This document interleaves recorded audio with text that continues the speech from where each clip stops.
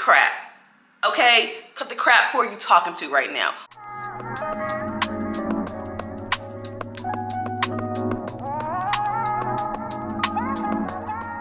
What's up, y'all? Welcome back to my channel. It's your girl Christiana, and I am back with another video.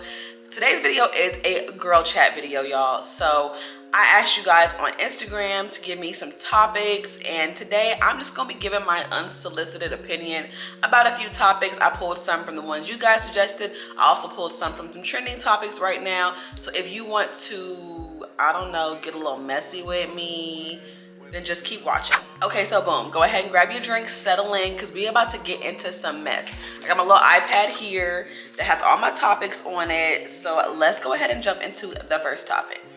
Okay, so because it's a hot topic right now, I really just want to touch on this whole Kevin Samuels passing, because the comments and the opinions online have been polarizing, to say the least. So we're on some ends, some people are saying, oh, you shouldn't celebrate somebody's death, he's still a person, nah, nah, nah, nah. And other people are like, good riddance, dance on his grave. I fall somewhere in the middle, and I think my opinion on this is probably where most Black women fall. Here's my thing. You cannot live a life where you are degrading people, dehumanizing people, telling people constantly they're gonna die alone, and then think that in your death people are going to make you something that you weren't while you were alive. Like, I don't think anybody's celebrating or dancing or any of those things, but I think people are very aware of the legacy he left behind. And sir, you knew what kind of legacy you were leaving behind when you spewed that hatred on the internet, and you didn't think about how you were going to be remembered. I think about that constantly. Like, I don't know if it's just an anxiety thing or I don't know, but I constantly think about what I'm putting out in the world and how I will be remembered if I died today.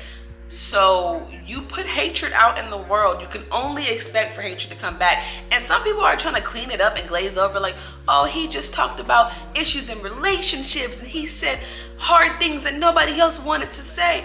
Cut the crap, okay? Cut the crap. Who are you talking to right now? We're not dumb. We know what we heard. This man has been blatantly colorist, blatantly fatphobic, blatantly misogynistic. Come on now. This man sat on the internet and said, oh, a Black woman's biggest threat isn't Becky, it's Marisol, because she's sensual and she knows how to season food. What?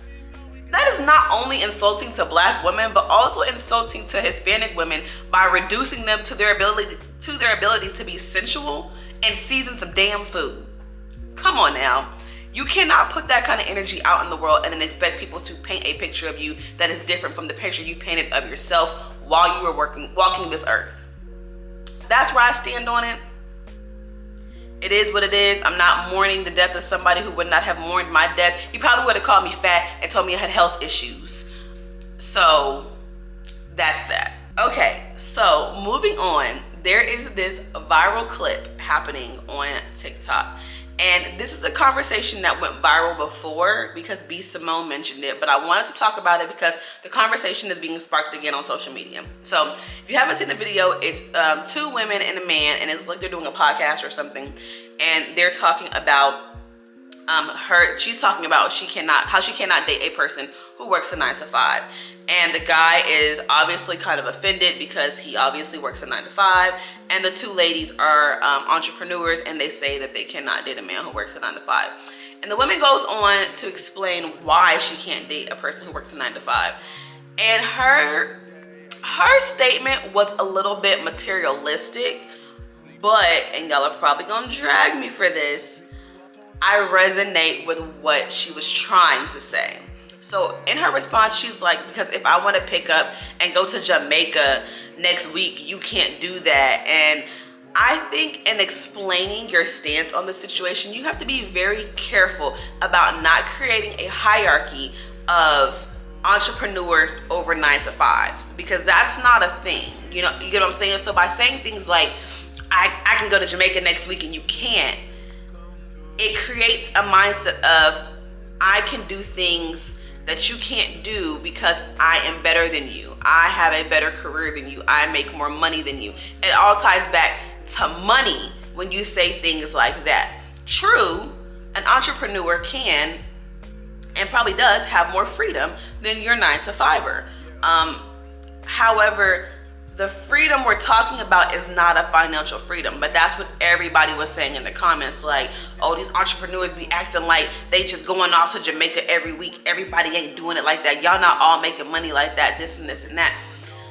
And then the other lady said, you know, I'm gonna have weeks where I work really hard, and I'm gonna have other weeks where I don't work at all, and I need somebody who understands that.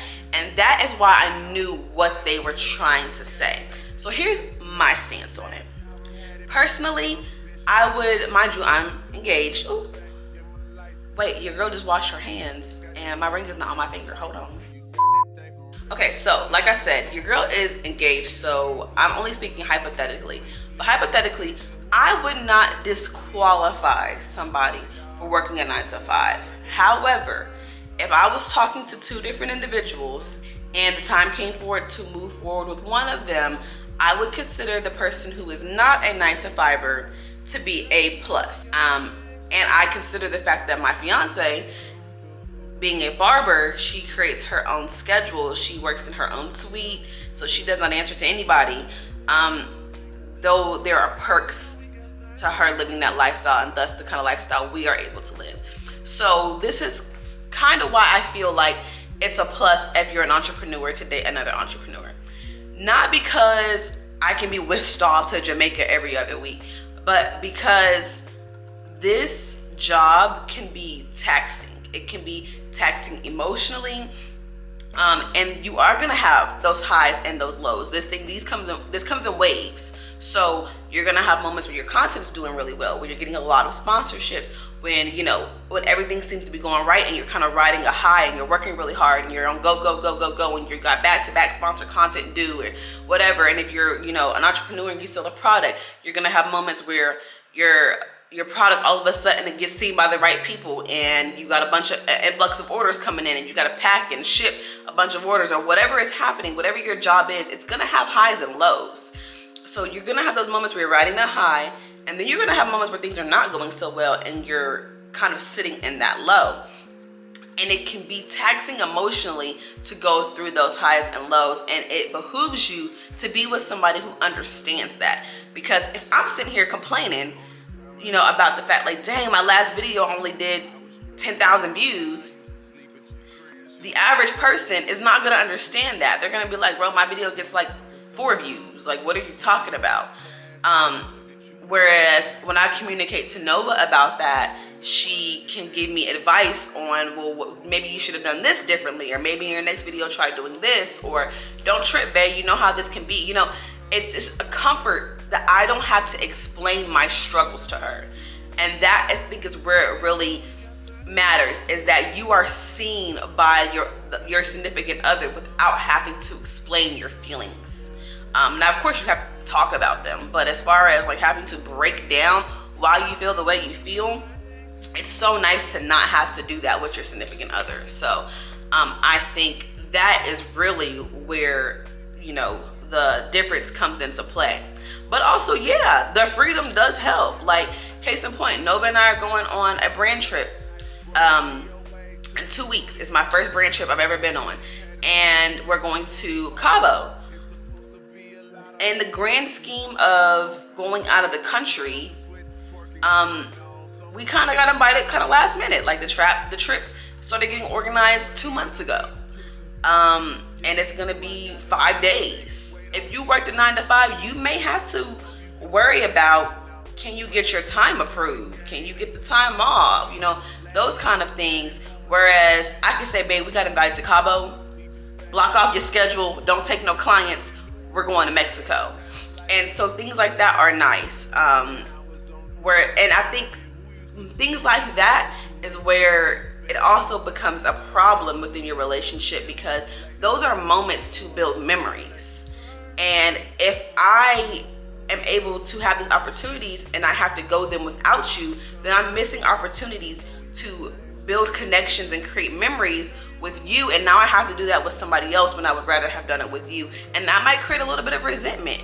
It may start feeling like, oh, you can never do anything with me, or, you know, we can never do the things I want to do, or, you know, or you're like, babe, like you always want me to take off with you to go here and there. I'm using up all my vacation time. I don't have any vacation time left to do that. We can't go see your parents. I don't have any vacation time left to do. So it's things like that. So yeah, I don't agree with her delivery, but I can resonate with that feeling. I would prefer, as a person who no longer works a 9 to 5, to be with somebody who has the same mindset and is in the same realm as me. Drag me in the comments if you will. So one person asked me if I had ever experienced fatphobia, and I really want to touch on fatphobia because not only is it a hot topic right now, but I think that my experience with fatphobia is a little bit unique. So we're seeing a lot right now on social media where women, curvy women, plus size women are speaking up about the fatphobia that they have experienced. We've also seen a lot of people cite sources and studies that have shown that fat people experience discrimination in the workplace. We experience discrimination within healthcare. And so it really has been a hot button topic. My experience is a little different because I do have what they call the acceptable plus size body. That's the body with the smaller waist, the flatter stomach, but you got the bigger booty, the bigger thighs. Your arms are probably not as big as the next plus size woman. So my experience has been a little bit different because people don't outright register me as fat when they see me. Some people do, and especially if they're trying to be shady on the internet, they definitely do. But it has always been a struggle in my life to figure out where I fit because, you know, I used to wear like a small medium in tops. Now your girl wear like a medium large, but I used to wear like a small medium in tops, but I'm like a 13 in jeans. And so it was really hard to figure out where I fit in because of how disproportionate my weight was. I never knew if I was small, if I was average, if I was big. But I do want to touch on ways that fatphobia has affected me. I want to give you guys a little bit of a story time. So I have been a dancer my entire life. I danced in middle school, I danced in high school, and my senior year in high school, I got recruited to dance on a collegiate dance team. I was a JUCO, and they offered me, which they offered all their athletes, a scholarship that covers tuition and books. I didn't really have any plans for college at the time. I knew I wanted to go to college. I knew I wanted to dance. I had applied to a couple of colleges, but I really had no idea how I was really actually going to be able to afford college. So when I got recruited and tuition and books was included, I was like, yeah, I'm going there, right? Now, your girl's gonna go ahead and toot her own horn. I was a damn good dancer. When I say good, I mean great. I was phenomenal and I stood out. So, it didn't really scare me to go to a college and dance on a collegiate dance team. So I showed up for camp and we're doing the routines and we're learning the routines, and they were even giving out like this diva little crown that they were giving to people who were like showing out, just going above and beyond and practice, learning the routines, executing, killing them. I held that crown during camp. So at some point during camp, mind you, like camp was structured where we did like workouts, conditioning training, and then we also did routines. So we're working out all day long. I don't know where my coach got this bright idea, but she got the bright idea that she was going to make it to where people who did not fall within their acceptable BMI could not perform. So everybody has to weigh in, and then she tells the fat girls that your BMI is this, for your height it should be this, and until you reach this BMI you cannot perform. Y'all, I had always overcompensated as a dancer for the fact that I was thicker. I've been thick my whole life. I've been dragging this wagon my whole life. So I think that's what made me such a great dancer, is I always overcompensated by saying I'm gonna be better. I always said I had to be twice as good to get half the recognition. So that means I need to be 4 times as good to be the same as everybody else. And baby, I'm about to be 100 times better because I'm gonna show out on the stage. So I overcompensated, and it worked my entire life. I've been captain of pretty much every dance team I've been on for longer than a year. So to get to this college, to be recruited, and then be told that I'm not gonna perform because I'm not within the acceptable BMI, I was crushed. That was the first time in my life that somebody blatantly said to me, I don't care how good you are, I don't care how much you excel, I don't care how much you make our team look better, you make our team look bad by being fat. And I'm gonna insert a picture of what I looked like in college. I was smaller than I am now. I looked great in my uniform. Like, it was insane to me. So me and I think it was just 2 other girls were not able to dance. Now we got this news probably 2, maybe 3 weeks before we were set to perform for the first time. It was like the first football game of the season. And I think I only had like 7 pounds to lose before I was gonna be within my acceptable BMI. Y'all, I made myself sick. I was doing the conditioning, I was doing the routines, and then I was leaving after working out all day. Mind you, conditioning starts at 8. We're not done with practice till 5. So imagine a full work shift being physical with an hour break. I was still leaving that and going to the gym and putting in an hour on the treadmill, another hour on the bike, running like at night. I was taking appetite suppressants. I was not eating any carbs. Like, I was barely eating any protein. I lost the weight, but I made myself sick, and I wound up in the hospital. And I don't even know if I even told my mom about that. I can't remember if I told my mom and she was pissed about it, or if I kept it from her because I knew she would be pissed about it. But yeah, I wound up in the hospital. I got sick, I got dehydrated, I passed out. And so that was the very first time that it really registered to me that the world is not going to accept me no matter how good I am in some spaces because of being a plus size woman. Now fast forward, she never kept anybody from actually performing due to their weight. Everybody, because like the 2 other girls, they weighed more than me. And sorry if y'all hear snoring in the background, it's Razor.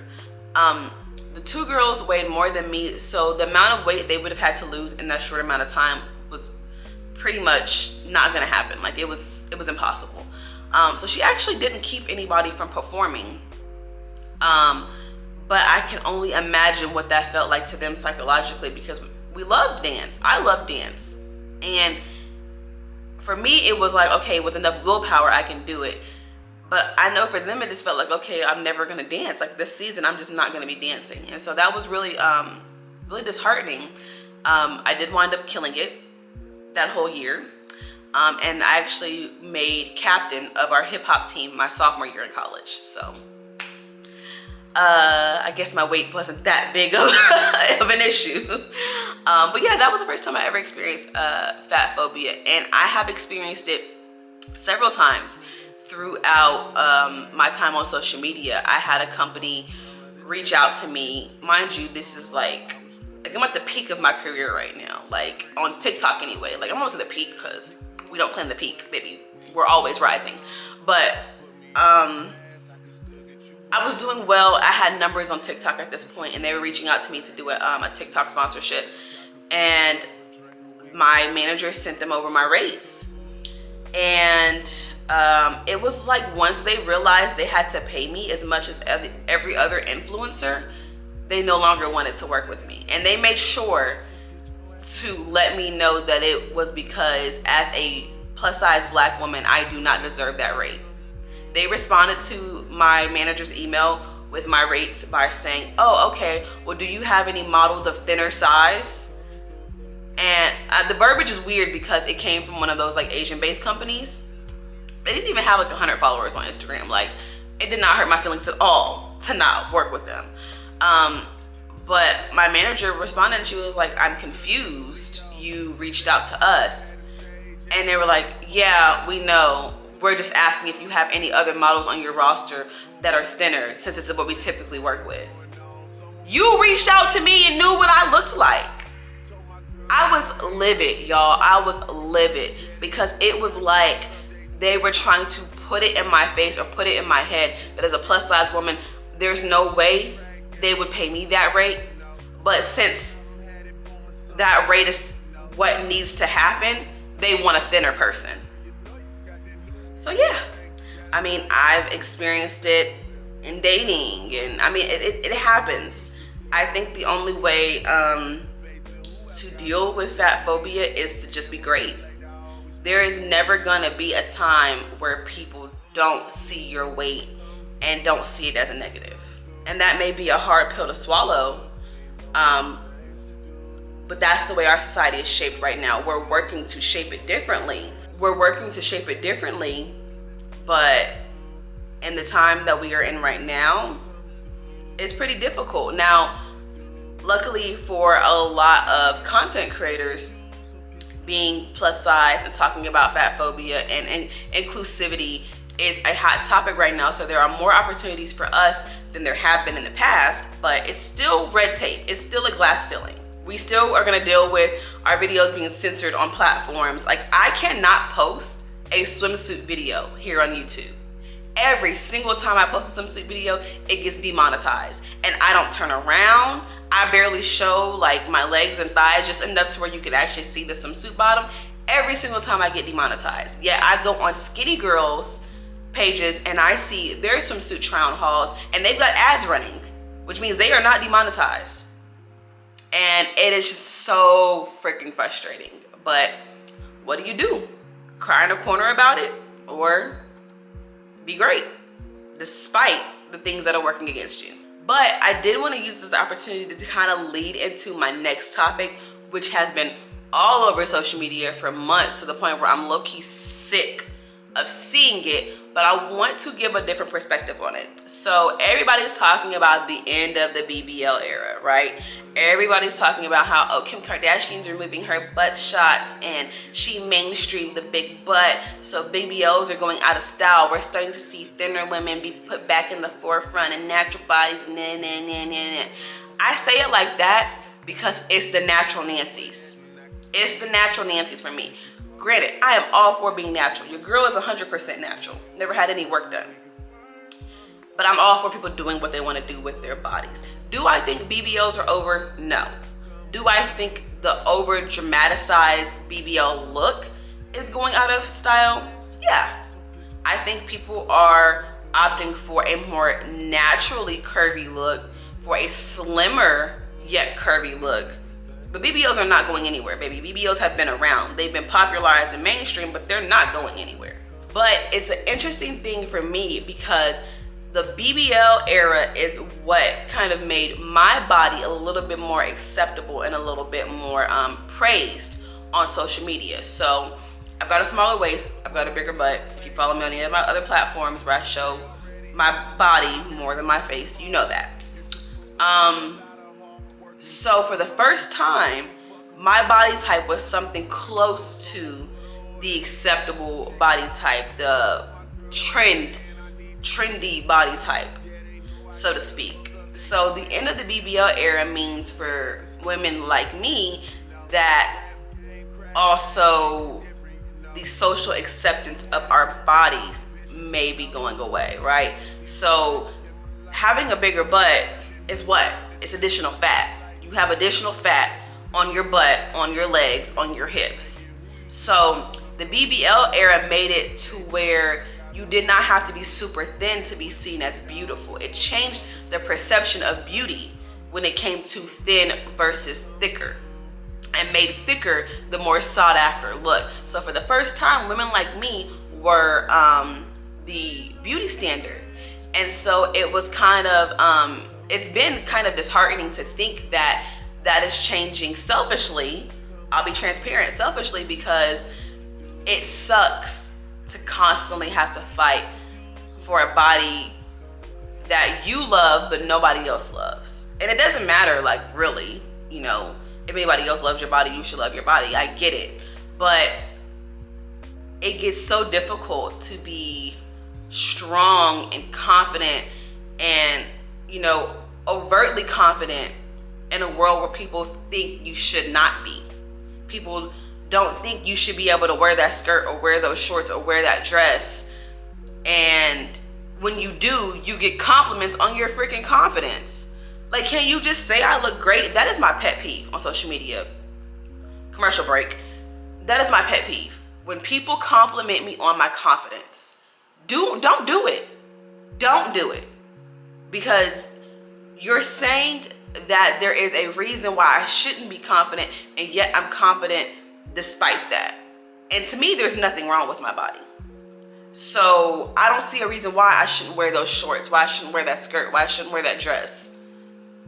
And you complimenting on my confidence and saying, oh, I never have the confidence to wear that. Lend me some of your confidence. Or even saying things like, oh, I never would have wore that, but you gave me the confidence to wear it. All you did was just say to me, I never thought to get my fat ass in that dress, but you made me want to get my fat ass in that dress because you put your fat ass in that dress. Come on now. I'm gonna keep it hot. My camera overheated and I don't remember what I was talking about, but yeah, I'm just gonna go ahead and wrap that up by saying I do not think there's the end of a BBL era. I do think the end of the exaggerated BBL era is ending, and it's gonna be an interesting shift to see slimmer bodies be the beauty standard again.